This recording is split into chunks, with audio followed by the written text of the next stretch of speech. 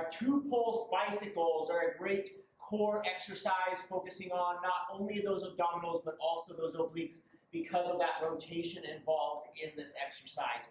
We're going to come down onto our back, laying flat on the floor. This is going to be similar to a normal bicycle in that we're going to rest those fingertips right behind the head. Make sure we're not pulling on the neck. We're just gently resting the back there. Elbows are going to be flared out. Legs are going to be extended. We're going to bring that right elbow up towards that left knee. So towards that opposite knee as we come across, rotating that torso as that left knee comes in.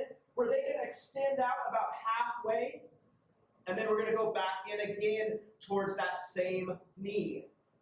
We're then going to extend all the way out and rotate to the other side. So there's our bicycle. Come on out, add that pulse in, and then coming back to that starting position. So there's our two pulse bicycles. We're essentially doing two movements on each side before coming back out to that starting position. This is a fairly easy exercise to start on by leaving the legs down on the floor. Just like in this demonstration, my right leg is staying down as I'm bringing that left knee in, doing that two pulse, coming back out, setting that left leg down, and then switching to the other side.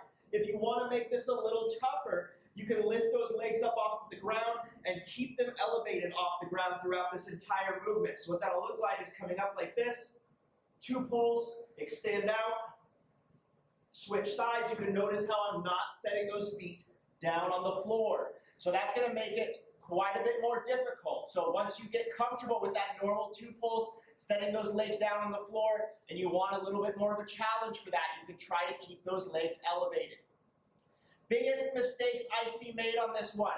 Number one, pulling on the head and the neck. So coming up like this, pulling on that head and that neck as we come in, putting more strain on the neck here than what we want. Remember, we just gently want to rest those fingertips on the back of the head. Another big common mistake I see made here is not getting the shoulders up off of the ground. So instead, coming like this, kind of just rotating.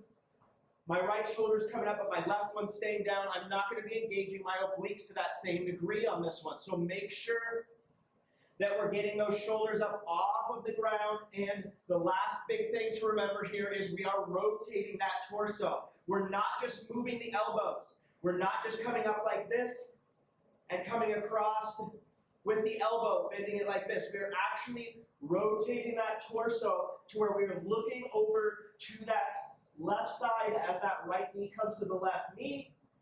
And then we are looking out to the right side as that left elbow comes to that right knee here. So make sure that you're focusing on gently supporting the head, not pulling on it, getting the shoulder blades up off the ground, and actually rotating that torso.